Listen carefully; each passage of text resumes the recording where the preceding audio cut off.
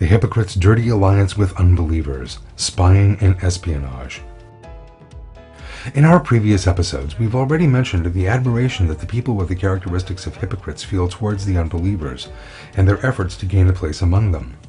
One of the dirtiest methods the hypocrites use to gain a position in the world of those people that they hold in awe is spying and espionage activities they carry out against Muslims. Throughout history, these hypocrites who carried out their activities insidiously among Muslim communities took part in the games that were played on Muslim states, in the destruction of some of those states, and in their weakening or sliding into dissension. These two-faced people who present themselves as if they are on the side of Muslims provide all kinds of support to the unbelievers wanting to carry out activities against the believers. As stated in the Quran with the words, they vacillate between the two, the believers and the unbelievers, not joining these or joining those. Surat An-Nisa 143. Hypocrites never actually take side with Muslims or with the unbelievers. Even though they live amongst Muslims, they feel a deep admiration towards unbelievers and imitate them. Therefore, they also try to get closer to unbelievers and improve their relations with them at every opportunity they get. Consequently, it becomes very easy for unbelievers, who are well aware of this point of view of the hypocrites, to approach these people whose hearts hover between faith and denial and manipulate them as they like. Hypocrites who admire unbelievers are ready to do whatever it takes to establish the slightest closeness with the people who enjoy a fancy place in society according to their ignorant criteria. Even the possibility of simply meeting a world-renowned columnist, a producer at a famous TV channel, a prominent political analyst, an executive in a prominent think tank, or the founder of an important foundation, or the possibility of having those people hear their names creates a stir of excitement for those with the characteristics of hypocrites. They try to present themselves as important, talented experts who have a say in their fields just to have a few words with them, to attract their attention and gain their appraisal. Hypocrites hope to make use of these means these people have in such a position, rank and prestige one day in the future, even if there is the slightest possibility. They hope that maybe someday they might write a column for a famous journal or a newspaper, or appear and say a few words in a popular international TV channel. In the hypocrite's simple-minded world, it is worth everything to have such an opportunity. Unbelievers who are very well aware of the weakness in these people carrying the characteristics of the hypocrites identify these people who harbor a fierce admiration for foreigners, an ambition for social climbing, and a greed for fame one by one. They make the utmost use of their weaknesses and approach them with attractive offers. With the small benefits they provide, they create a convincing foundation and eventually turn those with the characteristics of hypocrites into people who would serve them the best and do whatever they would like them to do. After a short while, these hypocrites come to a line that would make them be able to betray Muslims, their closest friends, their families, even their own people and governments in the most perfidious ways, able to talk and write in the most hostile manner, even against their own people, their own states, and their national interests. One should be very clearly aware of the explicit fact that this demand for exchange between the unbelievers and the hypocrites and their respective expectations are completely mutual. Both parties possess what the other party wants the most. The moment they realize this, they take the first steps of a dirty and insidious alliance. All deep and evil structures around the world use hypocrites for spying. Deep and evil structures, who are very well aware of this benighted admiration the hypocrites have for showiness, their position and reputation, and their insane greed to obtain a footing in society, take action to provide these wishes, albeit ostensibly. At this stage, they either introduce themselves as if they are well-connected people with authority, rendering services at important and key points and using people who are already in such positions as a pawn in line with their goals. In the second phase, they try to engage the attention of those people with the characteristics of hypocrites, sometimes through social media, sometimes through an intermediary, and sometimes by making friends with them directly. At this point, both parties are faced with an opportunity that suits them both very well. Hypocrites respond ardently to the approach of these people, whom they believe will help them climb the steps they've been dreaming of. After a short while, they become close friends with the hypocrites, with whom they frequently correspond, talk at length, and cooperate on every manner.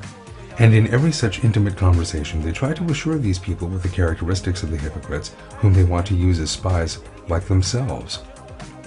They convince them that they love and appreciate them dearly, and they will be there for them all their lives, that they will help them to the best of their ability about everything they may need, that they will never leave them, and that they will provide moral and material support about every manner. They make them believe in such a friendship. They provide remarkable advantages for them from time to time, and thus aim to prove to them how good they protect and watch over them. They say something like, "You are very different than others. You are much more talented. You have a unique effect upon people. Your words, your manner of speaking, your writings are very impressive and effective," to make them feel special. They say that only they can realize their so-called superior skills, and that others cannot see and appreciate their superiority. By doing so, they try to enthrall these people, carrying the characteristics of the hypocrites, by showing them that they are the only ones who can appreciate their skills as their due. Since people bearing the characteristics of the hypocrites evaluate things benightedly, they become very satisfied with the interest they are shown. Thinking, "These people love me so much, how affectionate they are towards me," they become even closer to these deep shadow states. Those people who sometimes introduce themselves as an important writer, sometimes as a famous doctor, sometimes as a political advisor or a prominent officer of an important institution, are actually prominent spies of some deep shadow states. By means of these people with the characteristics of the hypocrites they intend to lead towards their goals, they plan to gain access to all kinds of documents and information they believe might serve their purposes. This information might sometimes be ordinary personal information, or it might even be a secret of the state that might tarnish a state's reputation, that might cause a state to collapse, or to weaken it, or throw it into disarray, or to fall into dispute with another state. They pretend to be close, loving friends who protect and watch over them, who are ready to make all kinds of sacrifices for those people carrying the characteristics of the hypocrites that they select to use to reach their goals. For example, if the person they are talking to is a doctor, they provide that person with various opportunities, saying, "We love you so much. You are so valuable and talented, and you are an aspiring person in your profession. So come, let us make you the head of doctors." After that, they set off on a quest to obtain intelligence about more important people, and about those in key positions by means of those people with the characteristics of the hypocrites. During the day, they try to stay in touch with them as much as they can and try to gather all information by texting and calling if they are away, and trying to be by their side constantly if they are near. They sit at their feet when they eat or study to get any information, hoping that they would let something important or a clue slip out, thinking that information flow can happen any time. So they start poising over these people, wondering when they would be able to get information. In this way, they immediately forward all the information they gather to the secret settlements they belong to be used to carry out activities against faithful people, societies, or states. Throughout history, hypocrite spies who provide intelligence to deep evil shadow states were placed alongside all important personalities. In historical accounts, there are various examples of spying activities carried out by intelligence services using hypocrites. For instance, at the time of the Ottoman Empire, insidious and two-faced hypocrites were waiting on Sultan Abdul Hamid, hoping to obtain the slightest intelligence. And they succeeded in obtaining a lot of information in this way. Some as the doctor of the court, some as consultants, and some as close friends of the Sultan attained key positions in the palace. They never left the Sultan alone. Maybe for this reason the Sultan was thinking they were trustworthy people and loyal to him. But the only reason for their not leaving him alone was to gain intelligence. And they passed on all that information they gathered to the British deep state of that time that aimed to demolish the Ottoman Empire. As is known, after a while, they damaged Sultan Abdul Hamid's reputation, disgraced him, and got him out of the way. Such attempts carried out by the hypocrites were observed during the reign of many sultans during the time of the Ottoman Empire. They approached Mehmed the Conqueror, Suleiman the Magnificent, all the sons of sultans and high officials of the palace with these insidious methods. The hypocrites disguised as Muslims were the one providing intelligence to the groups that are enemies of our Prophet sallallahu alaihi wasallam. During the first years of Islam, hypocrites were coming near our Prophet sallallahu alaihi wasallam as well. They were sitting all around him, listening to him with care and wanting to go with him wherever he went. They were showing their love for our Prophet sallallahu alaihi wasallam as the reason for their insistence. However, it was explicitly understood from their dirty and hateful looks, from their insolent, dishonest, arrogant, and sharp tone, that the hypocrites actually did not harbor any love for him. As God mentioned in the Quran with the verse, "They all but strike you down with their evil looks." The hypocrites harbored an unscrupulous grudge against our Prophet sallallahu alaihi wasallam. Despite all this, they were going everywhere to be in our Prophet's sallallahu alaihi wasallam presence merely to get intelligence by using this so-called love pretext. They were then passing all kinds of intelligence that they thus acquired to the idolaters of Mecca and to groups working against our Prophet sallallahu alaihi wasallam, trying to attain personal gain in return, since at the time there were various groups against our Prophet sallallahu alaihi wasallam, as well as masses of people who loved him very much. Consequently, approaching our Prophet sallallahu alaihi wasallam and attaining intelligence was very crucial for these opposing circles. With this in their minds, hypocrites were staying with our Prophet sallallahu alaihi wasallam all day long.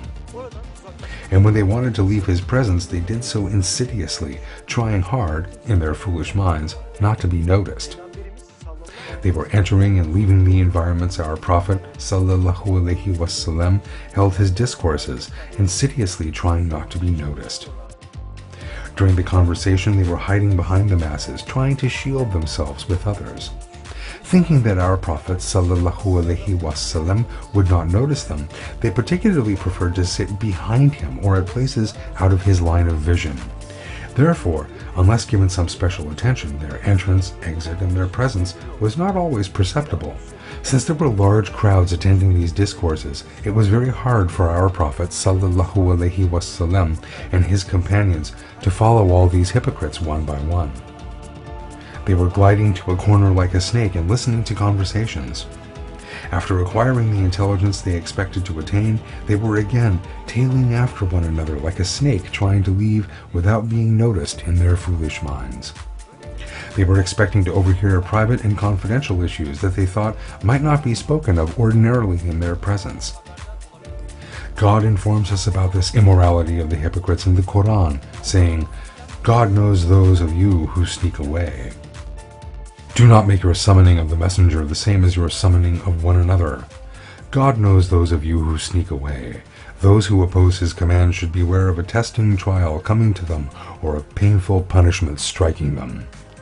As stated in the verse, what awaits those showing the characteristics of hypocrites will be a painful punishment if they don't abandon their immoral attitudes.